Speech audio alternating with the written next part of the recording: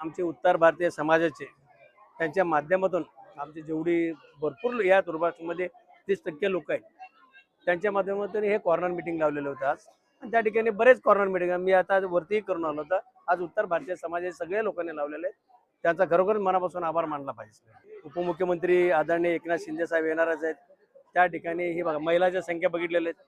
हे कशा करतायत हे आदरणीय उपमुख्यमंत्री एकनाथ शिंदे साहेबांनी हे सगळं जे लाडकी बहीण योजनाचे हे चमत्कार आहे ह्याच्या माध्यमातून त्यांच्या बस याचे असेल हाफ तिकीट असेल अशी भरपूर आदरणीय एकनाथ शिंदे साहेबांनी योजना राबवलेल्या आहेत. त्यांच्या माध्यमातून आम्ही लोकांपर्यंत पोहोचतो. जे समाशे मांडलेत आमचे सर्वर बहिणी बोलले, आमचे मौलानाजी बोलले, बरेच आमचे त्या ठिकाणी समाजाचे सगळं झालेले आहेत.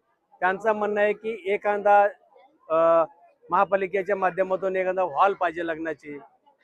त्या ठिकाणी एक हॉलचं ती पण झालेली व्यवस्था काय कारणामुळे ते काम थांबलेलं आहे.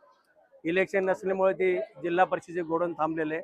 दुसरी गोष्ट त्यांचं म्हणणं आहे की मशानभूमी दफनभूमी व्हायला पाहिजे की आम्हाला इथून तुर्भ्या गावात जायला लागतं. तुर्भ्या गावात जायला लागतं त्या ठिकाणी ॲक्सिडेंट व्हायची भीती आहे. रेल्वे क्रॉस करायला लागतात, हायवे रोड क्रॉस करायला लागतात. त्या ठिकाणी ह्याची पत्रव्यवहार पण झालेले आहे. आदरणीय उपमुख्यमंत्री साहेबांना पण दिलेले. महानगरपालिकेच्या माध्यमातून आपल्याला ती काम बाकी आहे. ती मशानभूमी दफनभूमी इलेक्शनच्या नंतर एक हॉल मशानभूमी दफनभूमी आणि एक उर्दू शाळा एक काढायची. त्या लोकांना उर्दू शाळेसाठी आपल्याला तुर्भ्या 21ला जायला लागतं. तुर्भ्या गावात त्या ठिकाणी उर्दू शाळा नसल्यामुळे हिंदी भाषिक भरपूर लोक आहेत. उत्तर भारतीय लोक आहेत तिथे एवढी लोक आहेत 30% लोक असल्यामुळं त्याला शाळेत तिकडे जायला लागतात. आणि एक उर्दू शाळेची एक व्यवस्था करून द्यायची आहे आणि ती पुढच्या वर्षी लवकरात लवकर ती काम मी हाती घेऊन ते पार पाडेल. ये मीटिंग जो है हमारे नगर सेवक जी सुरेश कुलनाथ जी बहुत बिजी थे।